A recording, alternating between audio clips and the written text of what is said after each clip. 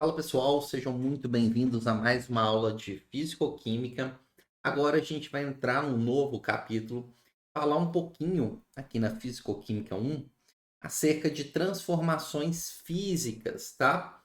Lembrando que na Físico-Química 1 a gente ainda começa bem de leve e vai trabalhar com sistemas que são completamente puros, tá? Esse é o assunto que nós vamos abordar a partir de agora, tá? Transformação física de substâncias puras, tá? O Atkins, nosso livro de referência, esse assunto se encontra no capítulo 4.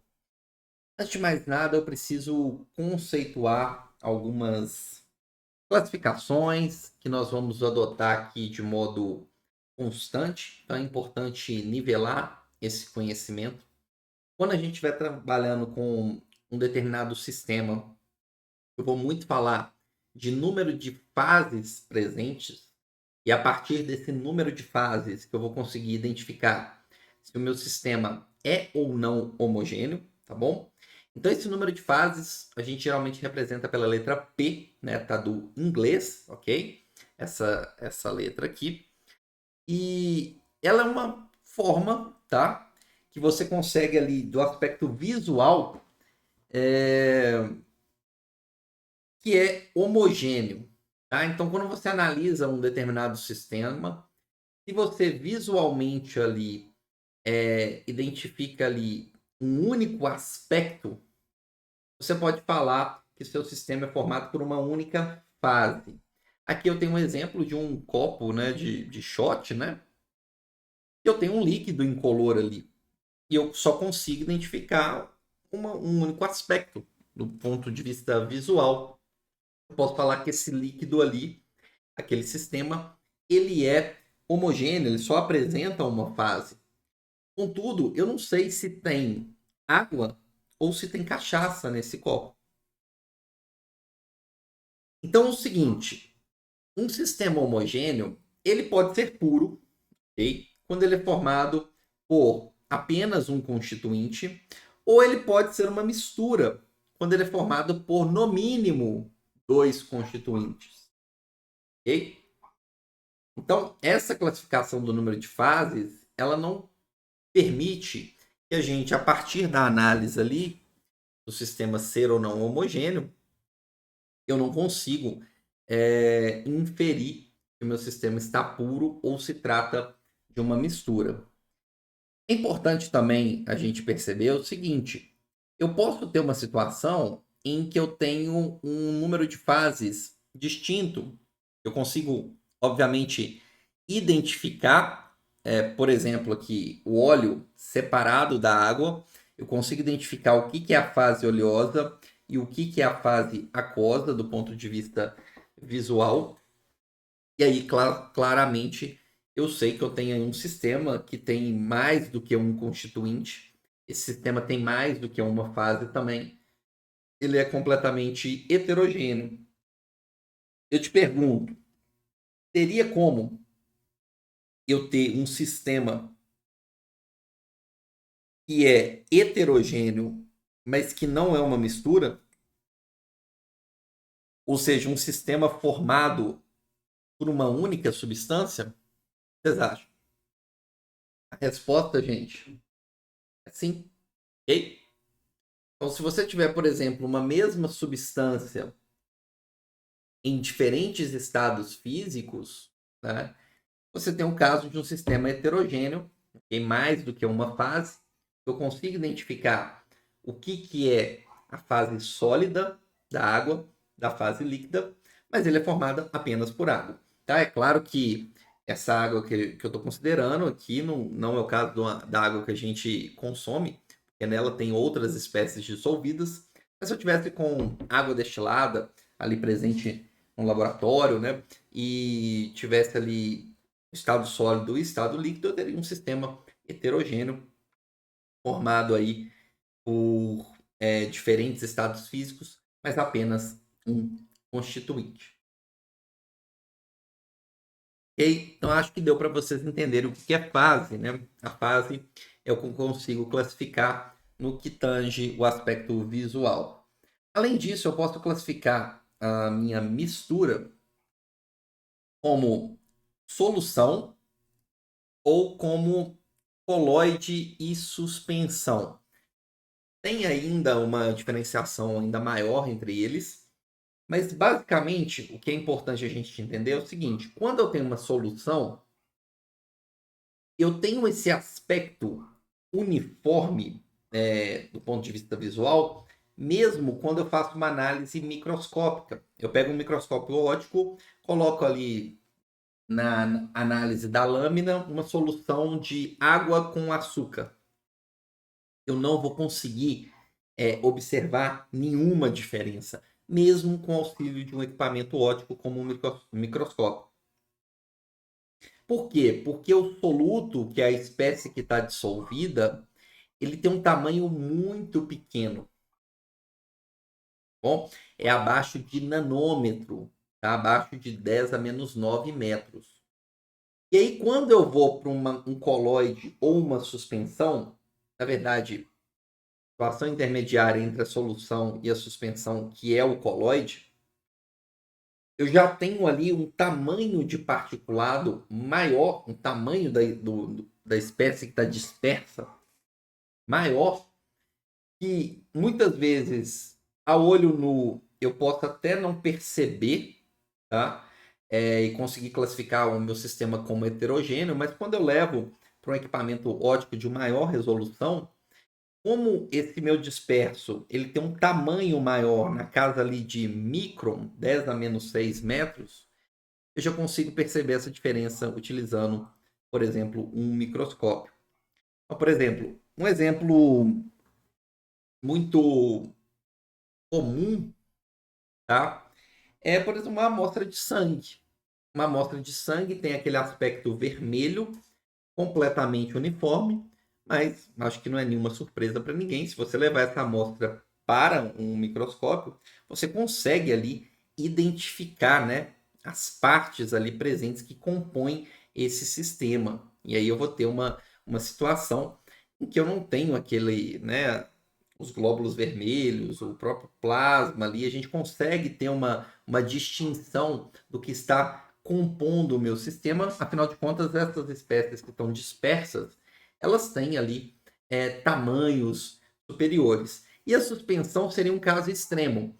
Seria um caso em que você tem o tamanho dessa espécie dispersa tão grande que às vezes você consegue ver a olho nu.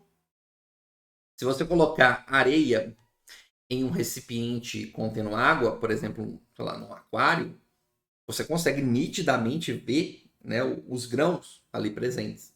E aí você sabe que trata-se ali de um sistema heterogêneo, né? Você consegue identificar o que é o líquido, o que é a areia, pelo tamanho do particulado ser muito maior ali no caso. Tá bom? Então, basicamente, a diferença entre solução, coloide e suspensão, a gente consegue fazer essa diferenciação considerando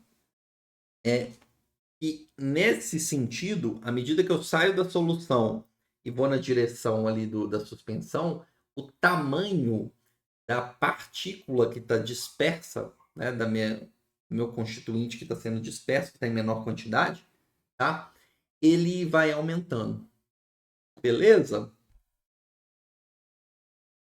Então vamos lá.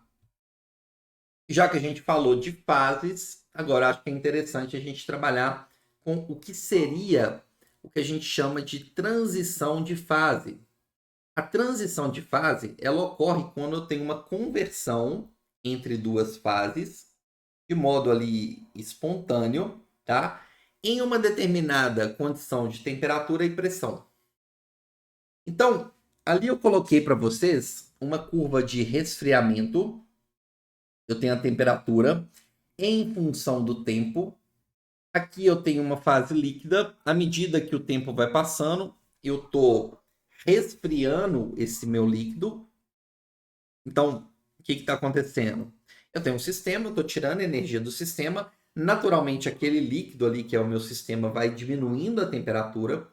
Só que chega um determinado momento em que você continua extraindo energia do sistema, porém a temperatura para de alterar, para de diminuir quando eu tenho um sistema puro, né? Aqui nesse patamar é onde inicia, né? Onde tem aqui um equilíbrio entre a fase líquida e a fase sólida. Nesse ponto aqui começa o congelamento do líquido e ao longo de todo esse patamar eu vou tendo sempre o líquido e o sólido em equilíbrio, até esse determinado ponto aqui em que todo o meu líquido já congelou. E a partir desse momento, ao extrair energia do meu sistema, eu estou simplesmente resfriando o sólido. Beleza?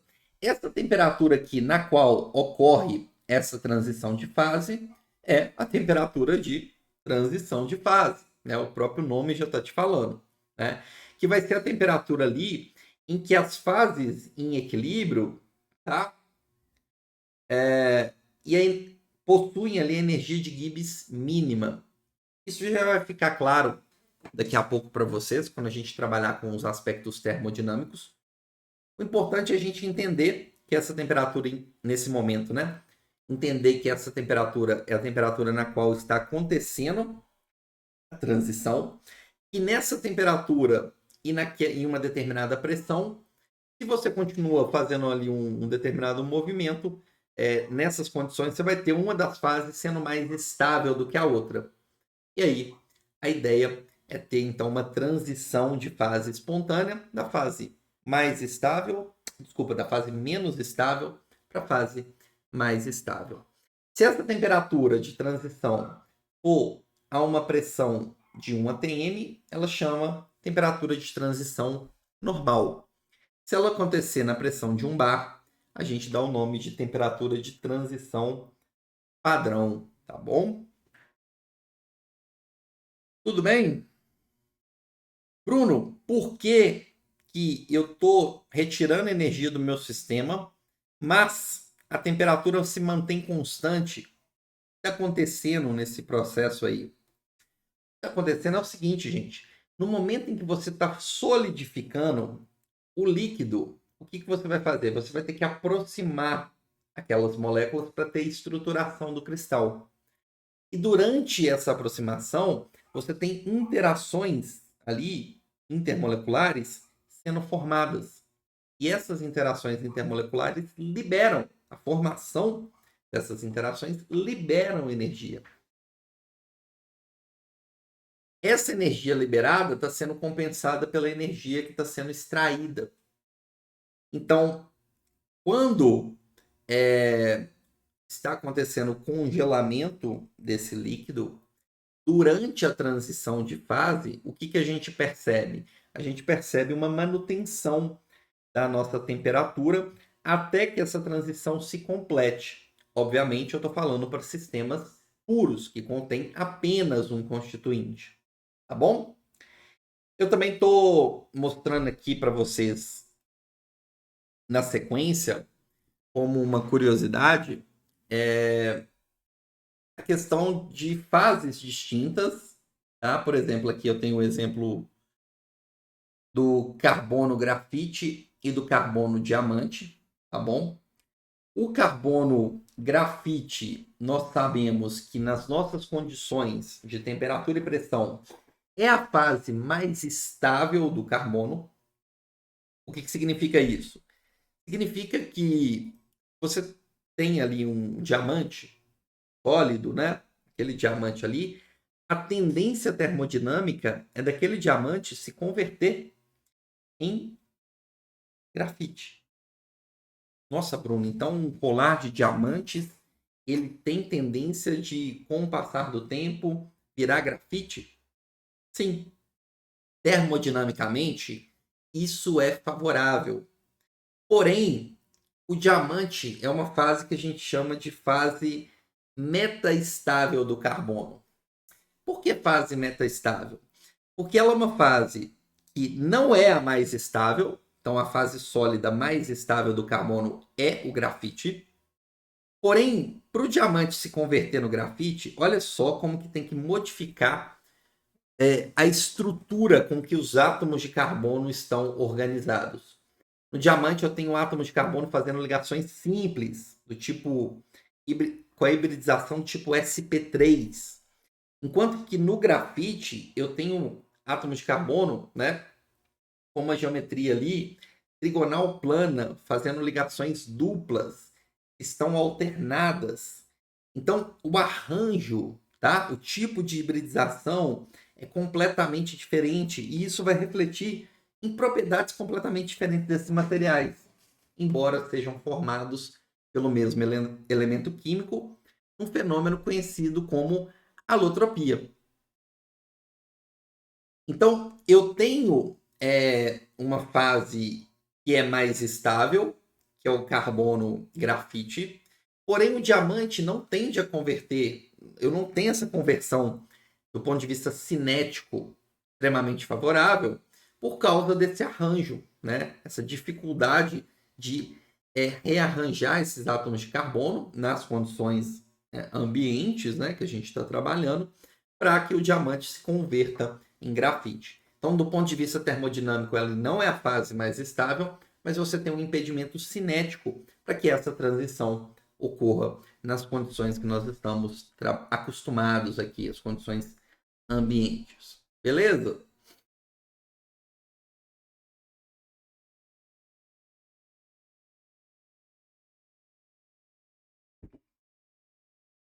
Vamos lá. Agora, pessoal, eu vou apresentar para vocês um outro parâmetro termodinâmico, talvez um dos mais importantes para a gente entender transformações em fisicoquímica, tá? Então, muita atenção. E esse próximo conteúdo, ele é crucial, não só para você entender na fisicoquímica 1 transição fases, como também para você entender a partir da fisicoquímica 2 as tendências, as transições, possibilidade de conversão, inclusive em reações químicas. Vamos lá, vamos apresentar para vocês o famoso potencial químico. Vamos lá. O que seria o potencial químico? Representado pela letra grega μ. A análise do potencial químico corresponde a uma tendência da gente identificar se uma determinada substância tende a sofrer alguma mudança. Em sistemas com um constituinte, como é o caso dos sistemas que nós vamos trabalhar na Fisicoquímica 1, sistemas puros, o potencial químico ele é reduzido e classificado, tá? Com uma energia de Gibbs molar. Na Fisicoquímica 1, é um significado que a gente pode trabalhar, analisar, calcular o potencial químico, é calcular a energia de Gibbs molar do meu sistema. Afinal de contas, o meu sistema está puro. Eu só tenho um constituinte, uma única substância. Ok? Mais para frente, no momento adequado, a gente vai ampliar o significado do potencial químico. Porém, eu estou muito satisfeito aqui vocês conseguirem interpretar ele para sistemas puros como a energia de Gibbs molar. Vamos lá? Então vamos imaginar o seguinte sistema. Eu tenho um sistema aqui e ele é puro. Aí eu tenho somente duas substâncias. Aqui na parte de baixo, nesse tom de verde um pouco mais escuro, eu tenho um estado físico e nessa parte superior eu tenho outro. Como pode ser aquele exemplo que a gente viu da água e do gelo. Uma única substância, dois estados físicos, tá bom? Se eu quiser saber se esse processo aqui é espontâneo, qual processo, Bruno? Ué, uma determinada fase, essa fase 1 aqui, se converter na fase 2, por exemplo, o gelo fundir, uma certa quantidade dN de matéria da fase 1 tem que reduzir, e essa mesma quantidade dN de matéria na fase 2 tem que aumentar. O que significa? Se eu falar com você que um pouco de gelo está derretendo, uma certa quantidade ali em número de mols de água está sofrendo esse processo de fusão, e essa mesma quantidade está formando líquido. Ok?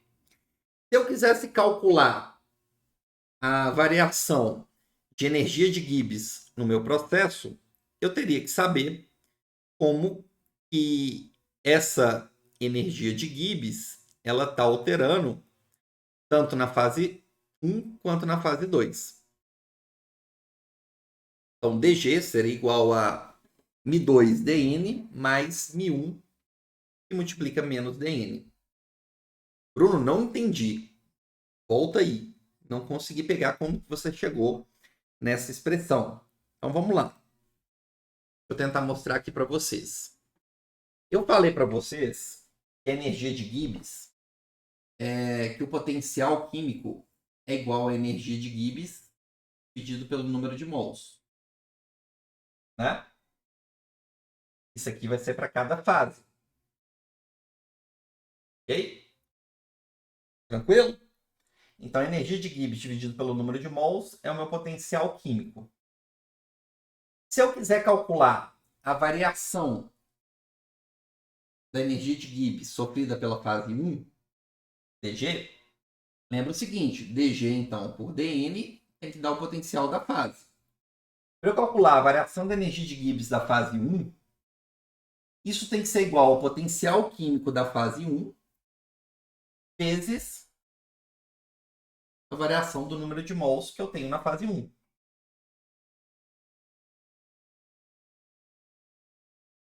Ok? Ah, tá. Isso aqui é a variação da energia de Gibbs que eu tenho para aquela fase. E para a fase 2? Para a fase 2, a variação da energia de Gibbs vai ser igual ao potencial químico da fase 2 vezes a variação do número de mols da fase 2. Ok? Aqui é a variação do número de mols da fase 1, aqui é a variação do número de mols da fase 2. Só que olha só, o que eles têm em comum, gente? A variação do número de mols da fase 1 é exatamente igual à variação do número de mols da fase 2. Só muda o quê? Só muda o sinal. A fase 2 está aumentando. Então, dN vai ser positivo. Na fase 1, eu não estou diminuindo a quantidade. Olha só. Ó, voltei aqui, ó. Não está diminuindo a quantidade, uma certa quantidade aqui de gelo está transformando em líquido. Então, essa quantidade dessa fase aqui reduz. Então, o dN é negativo. No final da transformação, eu vou ter menos do que eu tinha no início. E na fase 2, ao final da transformação, eu vou ter mais do que eu tinha no início. A quantidade que transformou é a mesma em módulo. Só que o sinal delas é diferente. Enquanto a fase 1 diminuiu, a fase 2 aumentou. Então, se aumentou uma quantidade dN na fase 2, quanto que diminuiu na fase 1? A mesma quantidade, só que com o sinal trocado, menos dN. Estou falando o seguinte, ó. Na fase 1, se 1 mol reagiu, no final você tem menos 1 mol naquela fase. Quanto que você vai ter na fase 2? Mais 1 mol. Então a quantidade é a mesma, só muda o sinal. A variação de energia de Gibbs do meu sistema como um todo, 1 e 2, eu tenho que somar, né? O potencial químico, variação da energia de Gibbs da fase 2, Mi2dN, com o potencial químico, a variação da energia de Gibbs da fase 1, Mi1 menos dN. Posso colocar o dN em evidência? Posso. Colocando o dN em evidência, eu vou ter o quê? Como que vai ficar? Mi2 menos Mi1 dm.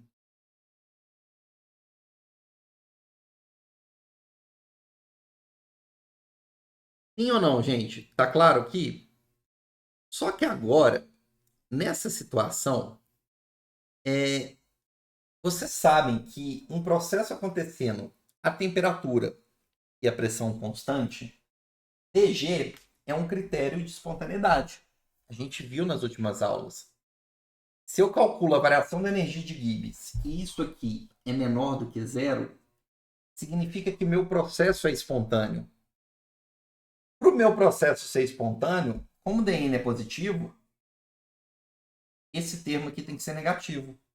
E para esse termo ser negativo, Mi1 tem que ser maior do que Mi2. O potencial químico da fase 1 tem que ser maior do que o potencial químico da fase 2. Isso indica uma tendência espontânea do que? Daquela fase de maior potencial se converter na fase de menor potencial. Um exemplo que a gente viu, caso a fase 1 fosse o gelo e a fase 2 a água líquida, tá? Se o potencial químico calculado para o gelo fosse maior do que o potencial químico calculado para a água líquida, isso indica uma tendência espontânea do gelo sofrer a fusão nessas condições. À medida em que você vai tendo, aqui eu estou com um sistema fechado, né? À medida que você vai tendo aí essa transição de fase, você vai alterando potenciais químicos. Se os potenciais químicos forem iguais, ó, potenciais químicos iguais, isso aqui dá zero. Se a variação da energia de Gibbs é igual a zero, é porque eu tenho um equilíbrio, né? Ambas as fases são igualmente estáveis. Então, eu vou ter uma coexistência da fase líquida com a fase sólida. Eu vou estar na situação de equilíbrio entre as fases, ok? Então, o meu sistema estará em equilíbrio. E aqui a gente tem uma coisa que é muito interessante, pessoal. E guardem isso para toda a sua vida. Como engenheiro, né, como profissional aí que tem a química como base fundamental, se eu tiver um sistema que se encontra em equilíbrio, necessariamente o potencial químico da substância é o mesmo em toda a amostra, independente do número de fases. Tá? Se você tem uma, duas, três, quatro, cinco, seis, 17 fases, se o sistema estiver no equilíbrio, eu tenho ali um potencial químico idêntico para aquela substância em todo o meu sistema. Beleza, pessoal?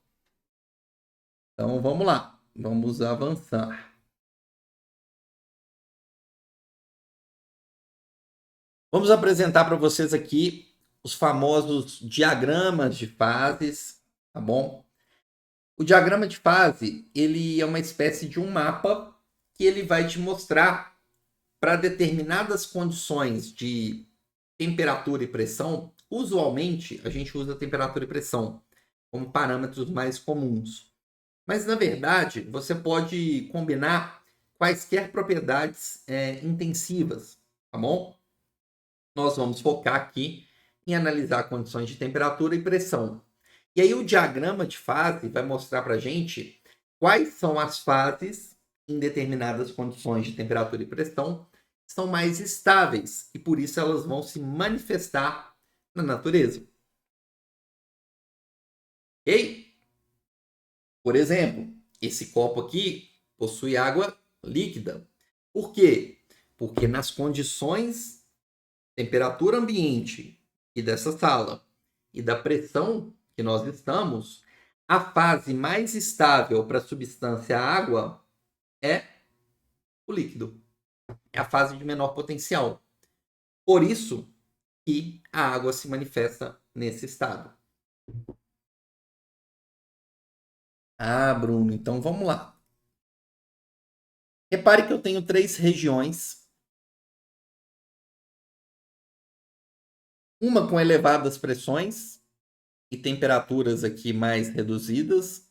Uma com pressões baixas e temperaturas mais elevadas. E uma intermediária.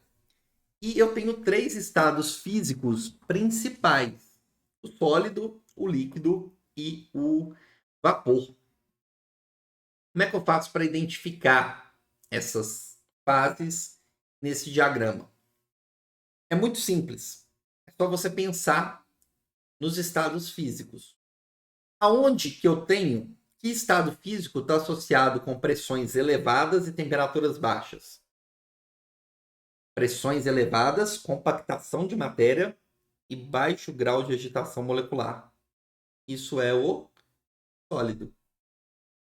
No outro extremo, eu tenho pressões baixas, moléculas mais afastadas, e temperaturas maiores, maior grau de agitação.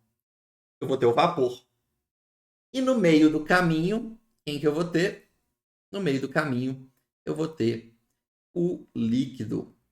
Ok? Então, altas pressões e baixas temperaturas, o sólido. Baixas pressões e elevadas temperaturas, o vapor. Na condição intermediária, eu tenho um líquido. E repare que eu tenho ali algumas curvas que estão separando essas regiões. Essas curvas são denominadas curvas de equilíbrio.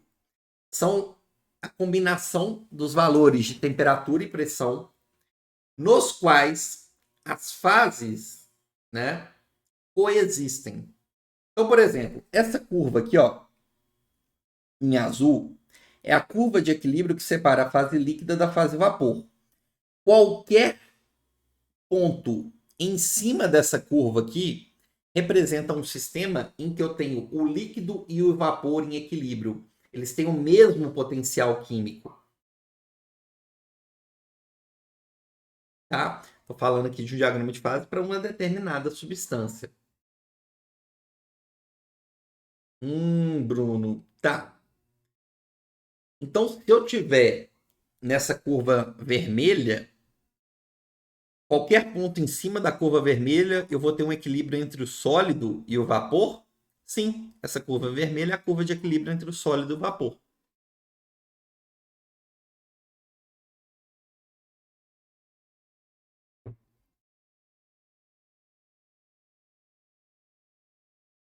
Peraí. Então, o que eu posso concluir acerca desse ponto aqui, ó, em que eu tenho a união, a interseção das 3 curvas de equilíbrio? É isso mesmo que você está concluindo. Naquele ponto da interseção das 3 curvas de equilíbrio, eu tenho que ter o estado sólido, vapor e líquido com o mesmo potencial químico, coexistindo. Aquela situação ali, eu tenho um chamado ponto triplo, em que a minha substância vai manifestar no quê? Nos 3 estados. Bruno, eu nunca vi isso. Você não viu isso? Porque cada substância vai ter um único ponto triplo ali, para envolvendo a maior parte das substâncias, né? Um único ponto triplo envolvendo o estado sólido, o líquido e o vapor. Então não é muito comum a gente conseguir observar isso, a menos que você trabalhe em condições específicas aí no laboratório, tá bom, pessoal? Então, deixa eu tentar mostrar aqui para vocês um vídeo que é bem interessante acerca do ponto triplo do nitrogênio. Então vamos lá? Vou mostrar aqui para vocês. You know, as you look in chemistry, there are many aspects of chemistry where it's important to study, and you look at the atmosphere, and one of the major components of atmosphere is nitrogen gas. Well, nitrogen gas can exist in many other states, and so we're going to look at some activities involving nitrogen gas in the liquid state. So, what we're going to do is get some liquid nitrogen. Now, liquid nitrogen... Basicamente, ele está falando ali, né, tá dando o exemplo do nitrogênio, falando que ele pode se manifestar em diferentes estados, né? O gás, o líquido e o sólido.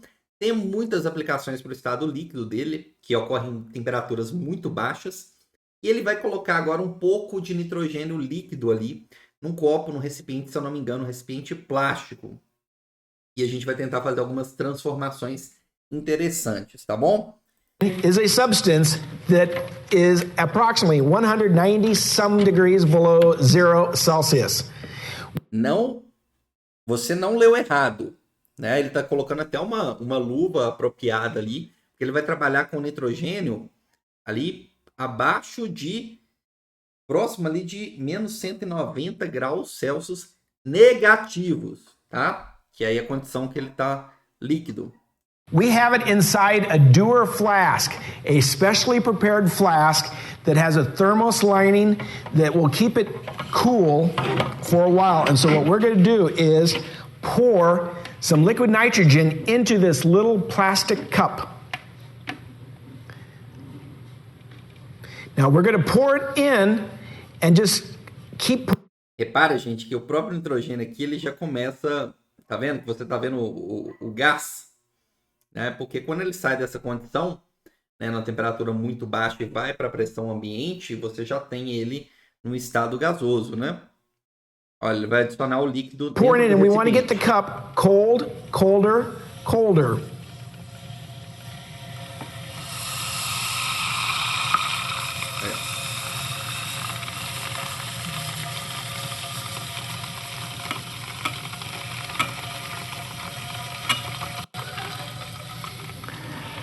So that's by itself could offer a lot of demonstrations.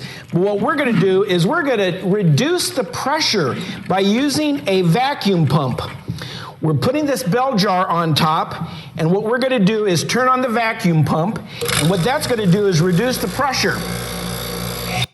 O que ele fez ali agora, tá? Ele está com o nitrogênio líquido, né? Vocês já estão vendo ali o nitrogênio líquido e o nitrogênio gasoso também, né? Só que ele está fazendo o seguinte, ele colocou o nitrogênio líquido dentro do recipiente e agora, com uma bomba de vácuo, ele está tirando ar ali de dentro. Ele está reduzindo a pressão interna, né? Porque ele estava submetido na pressão do laboratório, agora ele selou o sistema e está removendo a atmosfera, reduzindo a pressão com que esse nitrogênio está submetido. Tá? Então, temperaturas baixas e pressões ali estão sendo reduzidas. And so if we could have the camera just watching what's happening over here.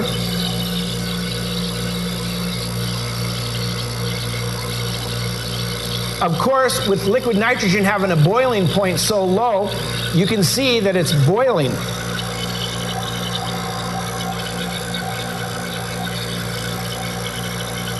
Legal, né? Ele entrando em ebulição, né?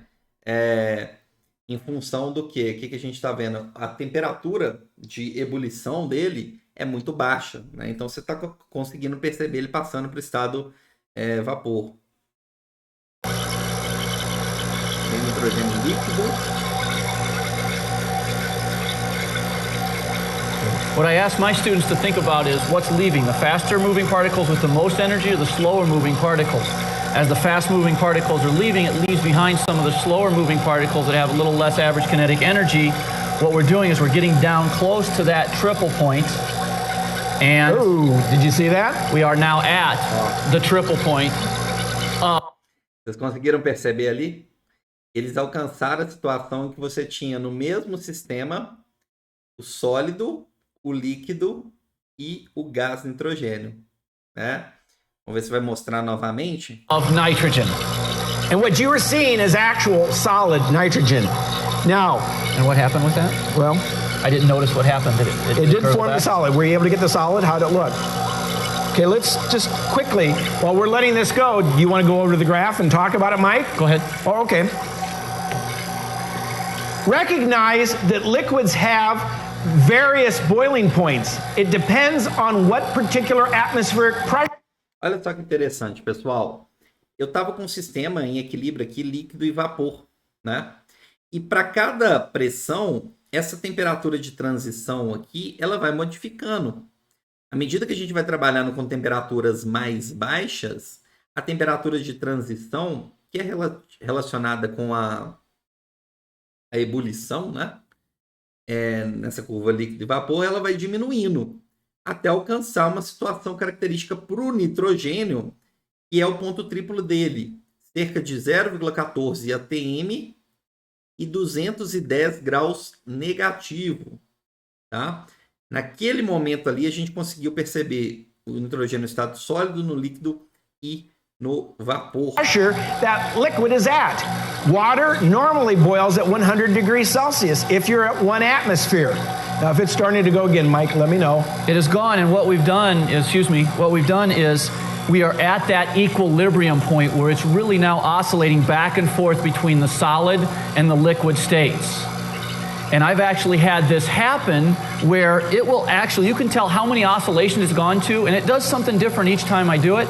It will actually pancake out of there. You'll have a layer, and then a liquid, and a layer, and a liquid, and it will actually start keeping those layers and pushing them up out of the bowl. Eventually, there's your solid nitrogen, and we were right at that triple point.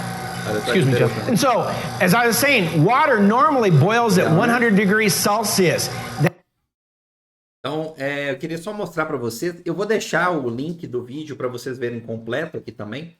Mas é só para trabalhar, trazer de uma maneira mais visual aí para vocês a questão do ponto triplo do nitrogênio. Tá bom? Né? Ilustrar, por exemplo, o do nitrogênio. Mas é uma situação em que eu teria ali os 3 estados físicos coexistindo. Tá, pessoal? Então, depois eu deixo o link abaixo aqui para vocês na aula desse vídeo, para vocês assistirem completo, caso tenham interesse, e das demais referências. Vamos lá? Bacana, né?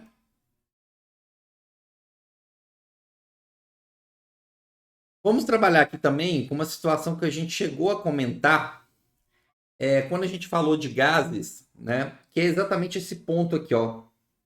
Quando eu estou trabalhando num sistema fechado, imagina que eu tenho líquido e vapor em equilíbrio.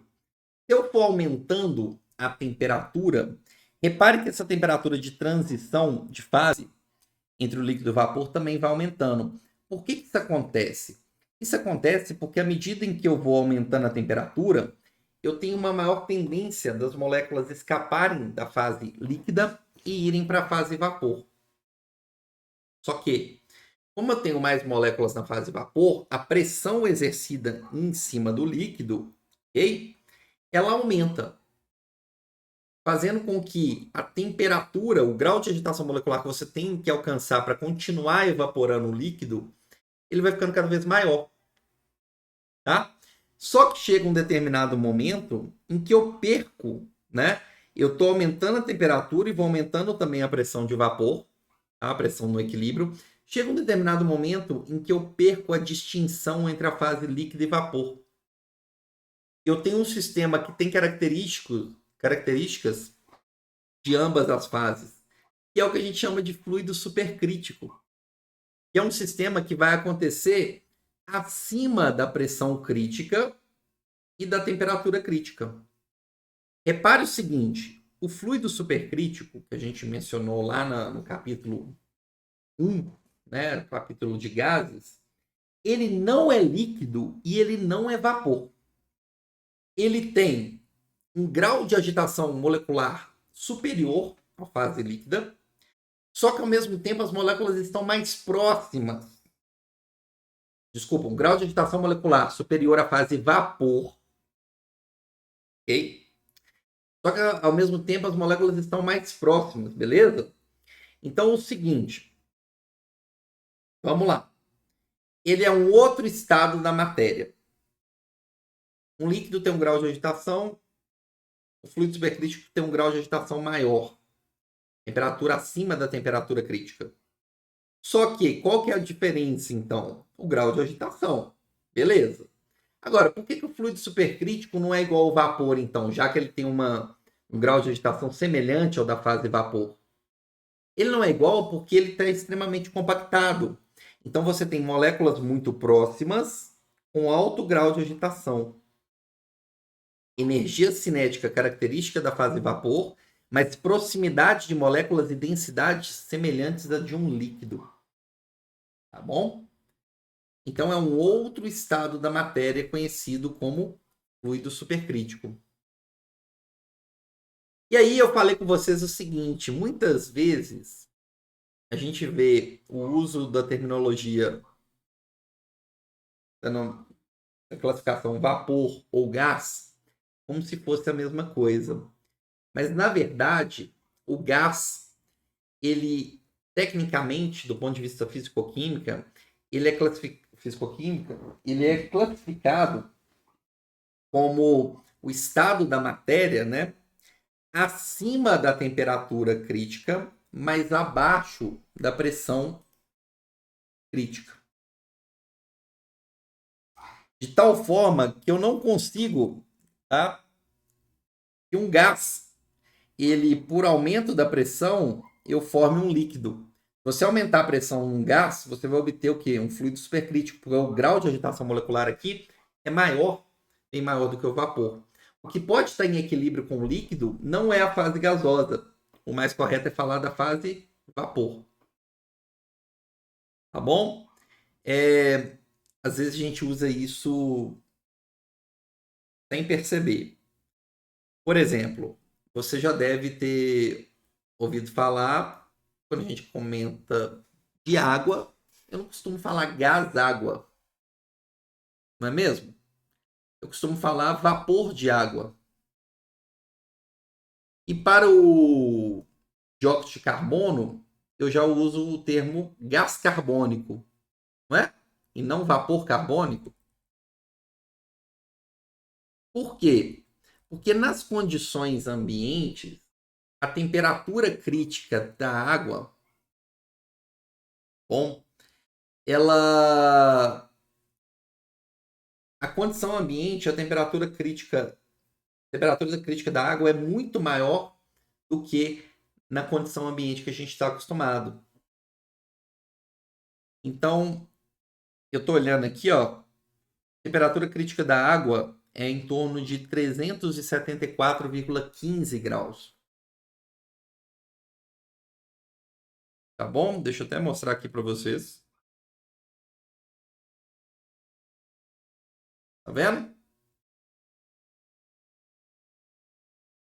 Então, por exemplo, na temperatura ambiente, o que eu tenho, né, mesmo quando a água ela passa do ponto de ebulição, né, que é próximo ali de 100 graus, né? 100 graus se for a nível do mar. Quando eu tenho a água a 100 graus, a 110 graus, isso tudo, na verdade eu tenho vapor de água. Porque eu tenho ela nesse estado, só que está abaixo da temperatura crítica. Para o CO2, a condição ambiente, ela já é o quê? Ela já é superior à temperatura crítica. Então o CO2 estaria aqui. E por isso que a gente fala gás. Tá? Então a gente já usava esse termo aí para algumas substâncias no dia a dia, comumente, quando a gente vai mencionar. Mas essa sutil diferença talvez não tivesse sido apontada até o momento. Tá bom, pessoal? Vamos continuar aqui. Vou apresentar agora para vocês alguns diagramas de fases que são típicos da maior parte das substâncias. Como eu falei do dióxido de carbono, eu vou começar com ele. Esse diagrama de fases aqui do dióxido de carbono é um diagrama de fases que ele se adequa à maior parte das substâncias. O nitrogênio também tem um diagrama de fases com essa cara, com esse perfil. Naturalmente, os valores são distintos, porque as substâncias são diferentes. Né? Mas quando eu estou querendo dizer tipo de diagrama, é o jeito, é o perfil, é a cara do diagrama. Geralmente você vai ter o seguinte, essas três curvas de equilíbrio, bom? E para a maior parte das substâncias, essa curva de equilíbrio aqui entre a fase sólida e a fase líquida, ela tem uma inclinação positiva, está inclinada para a direita. O que isso indica? Indica que quando eu elevo a pressão, a temperatura de transição de fase vai aumentando. Né? Repare como a curva está inclinada para a direita, Se você eleva a pressão, fica cada vez mais difícil aquele sólido fundir. O que faz sentido. Por que faz sentido? Porque se eu aumento a pressão, eu estou aproximando as moléculas. Para as moléculas do estado sólido irem para o estado líquido, eu tenho que vencer esse aumento de pressão. Então, eu preciso de um maior grau de agitação molecular para ter a transição de fase. Beleza? Então, tá. Aqui também é interessante a gente observar o seguinte. O dióxido de carbono ele tem uma característica interessante que nas pressões próximas da pressão de 1 atm, como as condições que nós nos encontramos, eu tenho ali, pelo aquecimento, a conversão do CO2 na fase sólida para a fase vapor direto. Beleza? Repare aqui que aqui eu estou a 298 Kelvin, tá bom? Então, esse ponto crítico aqui do CO2, ele não é tão elevado como da água. Deixa eu até colocar aqui, ó, temperatura crítica do dióxido de carbono.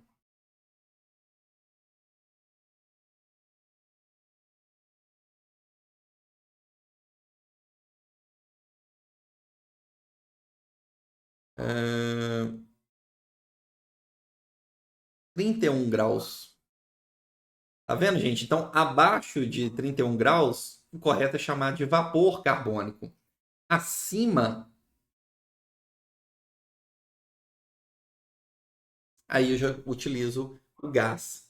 Tá bom? Então, repare que a temperatura crítica do CO2 é muito menor do que a temperatura crítica da água. Beleza, pessoal?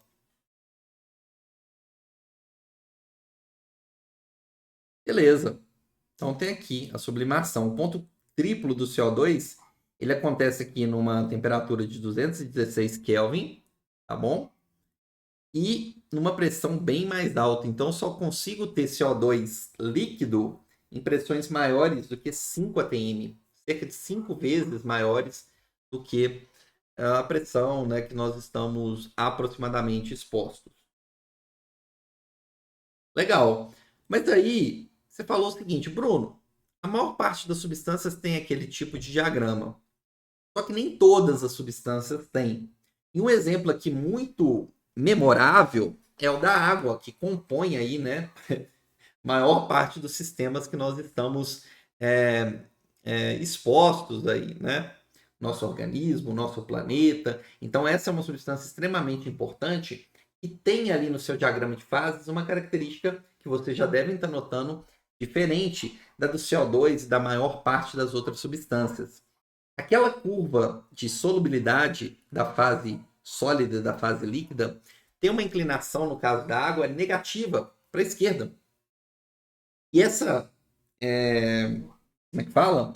Inclinação negativa está diretamente ligado à dilatação anômala que a gente tem para a água em temperaturas mais baixas, aproximadamente ali até de 0 até aproximadamente 4 graus, a gente consegue perceber esse perfil aqui para a água, né?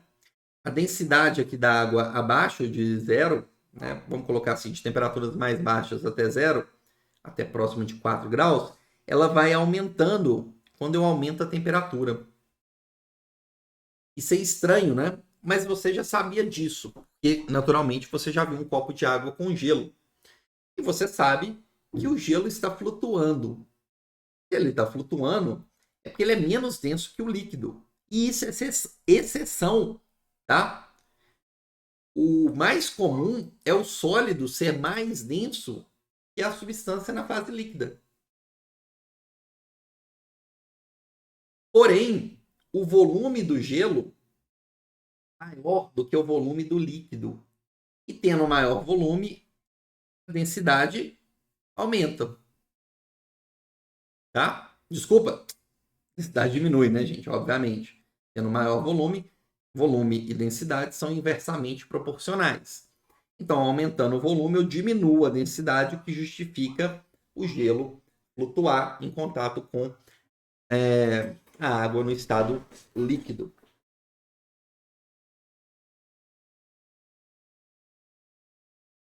Repare o seguinte: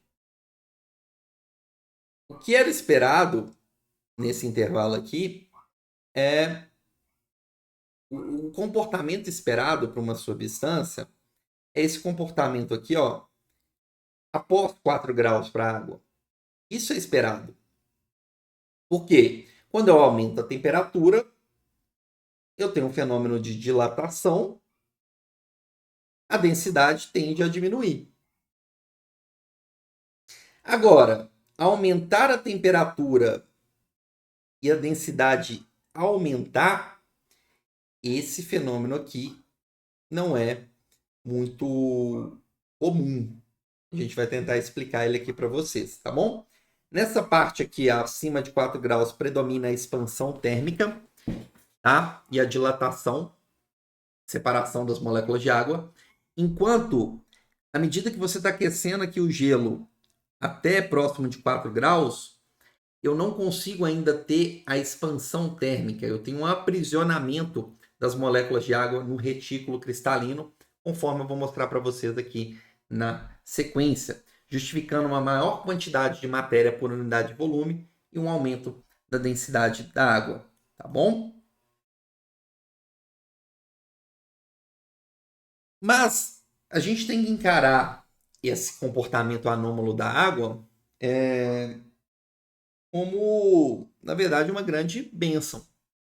E, por exemplo, é exatamente esse comportamento que permite a gente explicar por que durante um inverno rigoroso, em países de frio extremo, temperaturas muito baixas, eu consigo ainda manter a biota aquática e ter um congelamento apenas superficial dos lagos. Quando eu reduzo a temperatura, pessoal, o que está acontecendo aqui? A água, naturalmente, ela vai congelar. Só que quando ela congela, ela forma os primeiros cristais de gelo que têm maior volume que a água líquida. Portanto, são menos densos. E a tendência deles é o quê? Subir. O lago, ele começa a congelar de cima para baixo. Porque o gelo é menos denso. Só que o gelo também é um excelente isolante térmico. Chega uma hora que a camada de gelo superficial é tão espessa que você consegue o quê? Blindar a temperatura externa da temperatura no interior do seu lago. E aí você consegue ter ali a manutenção, né, de vida, tá? De fauna e flora aquáticas, justamente por causa desse comportamento anômalo. Se a água se comportasse como a maior parte das outras substâncias, ao formar o sólido, esse sólido seria menos denso, seria mais denso, portanto iria para o fundo, ok? O lago iria congelar, na verdade, né, em profundidades mais baixas, as temperaturas seriam mais baixas, eu iria formar um sólido que não iria subir, porque ele é mais denso. E aí o que iria acontecer? O lago ia congelar de baixo para cima, aniquilando completamente a possibilidade, ou praticamente, né? Claro que em alguns casos a gente teria aí alguns micro-organismos que sobreviveriam a essa situação extrema, mas a maior parte, sem dúvida, da biota seria aniquilada nessa situação. E outro comportamento que vocês devem já ter percebido, se você não teve a experiência de patinar no gelo, uma coisa do tipo, certamente você já deve ter oportunidade de ter observado isso em filmes, ou às vezes numa competição de Olimpíada de Inverno. Quando o patinador ou a patinadora passa pela pista, o que acontece? A gente tem um rastro de água líquida pelo percurso.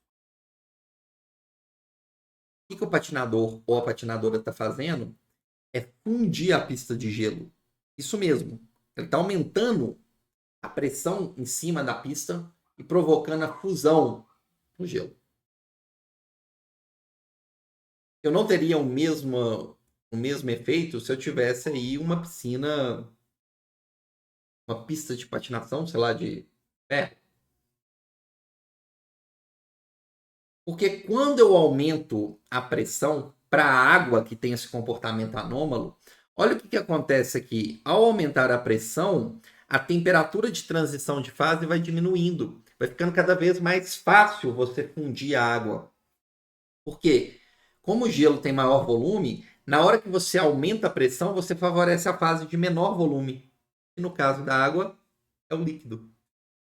Então o patinador está passando pela pista, está fundindo a pista. Naturalmente, aquele processo ali de fusão ocorre localmente, quando ele está passando pela pista. Depois que ele passou, a pressão deixou de ser aplicada. Pressão essa que é exercida pelo peso do patinador, distribuído numa lâmina muito fina do patins. E a gente sabe que pressão é uma relação do quê? Força por área. Se a sua área é muito pequena, aquela mesma força vai estar distribuída numa área pequena, provocando uma elevada pressão, que pode ser suficiente para a gente observar a fusão da pista de gelo. Legal? Tudo isso acontece devido ao arranjo cristalino das moléculas de água no estado sólido. Bom, o volume da água no estado sólido é maior do que o volume da água no estado líquido, então quando eu elevo a pressão, eu favoreço a fase de menor volume, que no caso da água é a fase líquida. Então eu tenho uma redução da temperatura de fusão. Beleza, pessoal? Bruno, mas por que ocorre esse arranjo? Aí que tá. No caso da água, gente, que tem uma geometria angular, quando ela se cristaliza, eu tenho a possibilidade de maximizar o número de ligações de hidrogênio formadas aqui no retículo. Ok?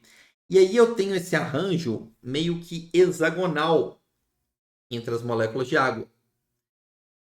E essas ligações de hidrogênio liberam muita energia, então estabiliza muito o meu sistema, a água sólida. Só que para eu conseguir maximizar esse número de ligações de hidrogênio, eu preciso que as moléculas de água adquiram um certo tamanho, adquiram um certo distanciamento, ok? Para ter esse formato hexagonal que maximiza o número de ligações de hidrogênio.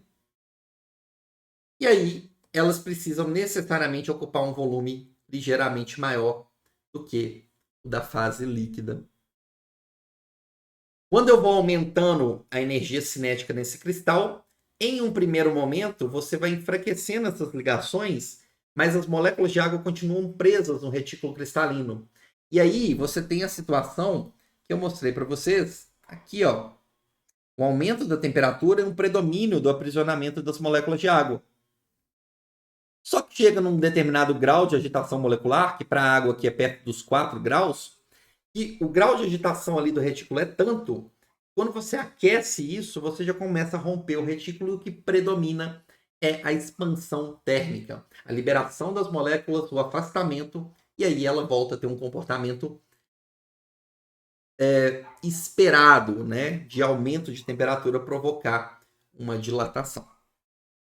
Beleza?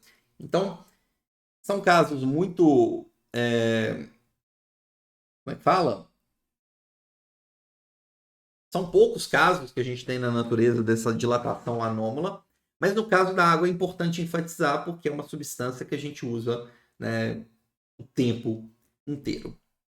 Tá? Então, geralmente eu tenho diagramas de fase ou com o jeito, na maior parte dos casos, com aquele perfil lá do CO2 e, em alguns casos, né, com esse perfil da água, sendo, sem dúvida nenhuma, a água é o exemplo mais famoso, tá? E mais importante.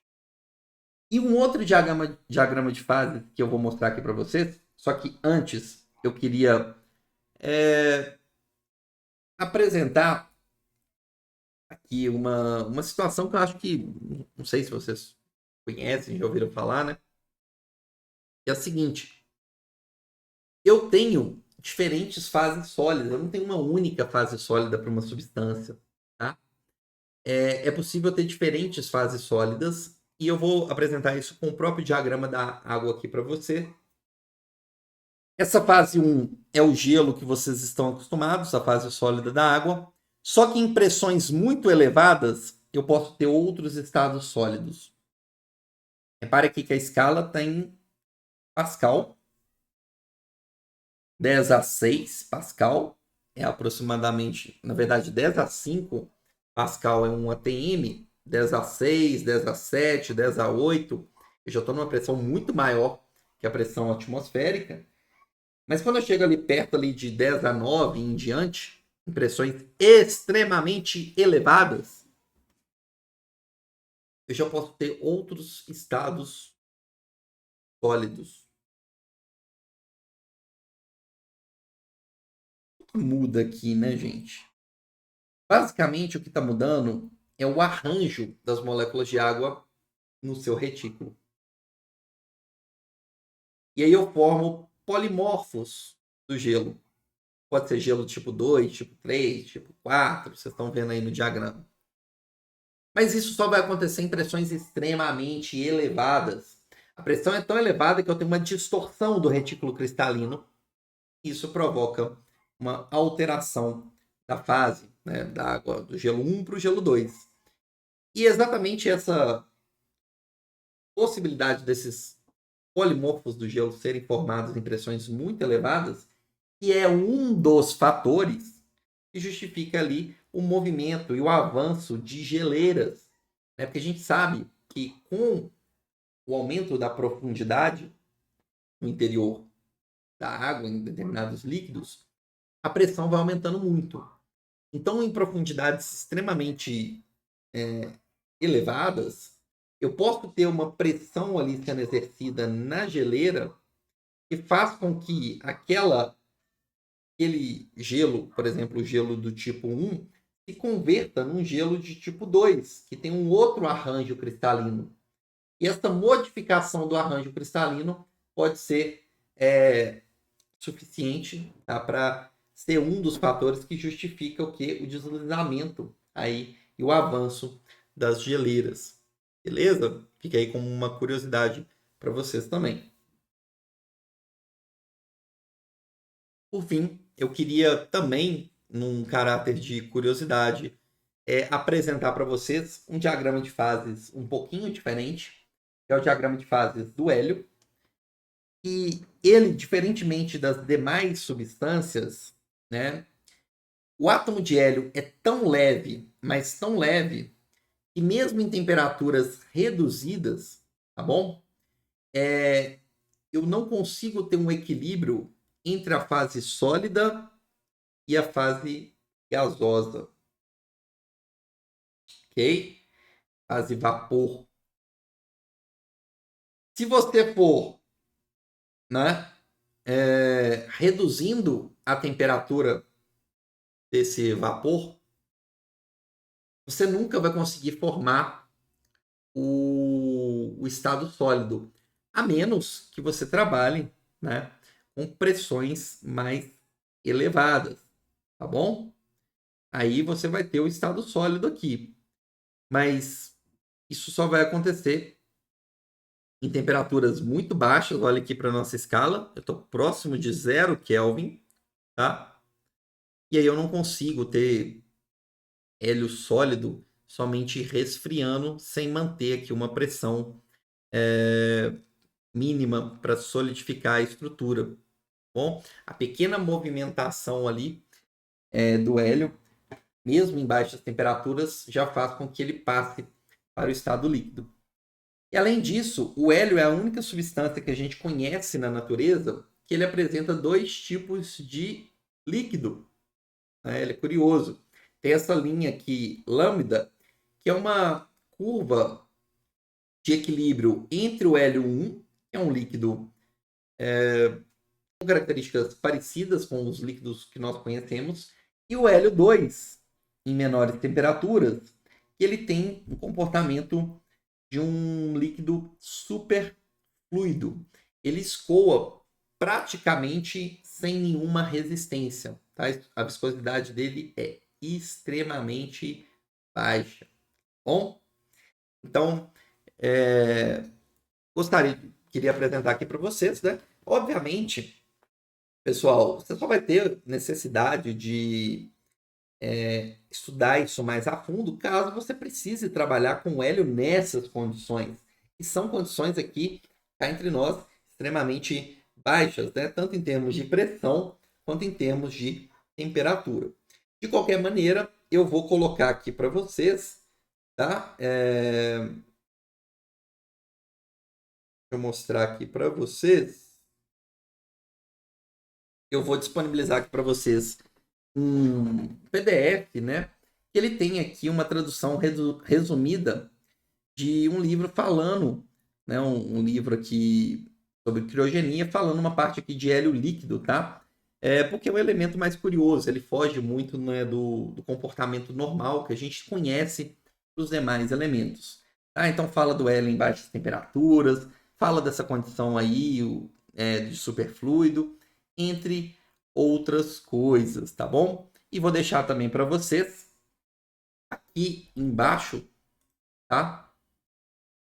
Na descrição do vídeo, 2 outros vídeos bem interessantes mostrando aí o hélio superfluido, tá bom? E esse comportamento dessa substância que é tão distinta assim. Fica como curiosidade. Mas sem sombra de dúvidas, a maior parte das substâncias que nós vamos analisar ou vai ter um comportamento muito parecido com o diagrama do dióxido de carbono ou um comportamento muito semelhante ao da água ali, devido a alguma dilatação anômala. Então é isso, pessoal. Eu espero que vocês tenham gostado, tenham entendido. Era isso que eu queria passar para vocês na aula de hoje. Deixe as dúvidas nos comentários. Vai ser um prazer responder vocês. Até a próxima. Fui!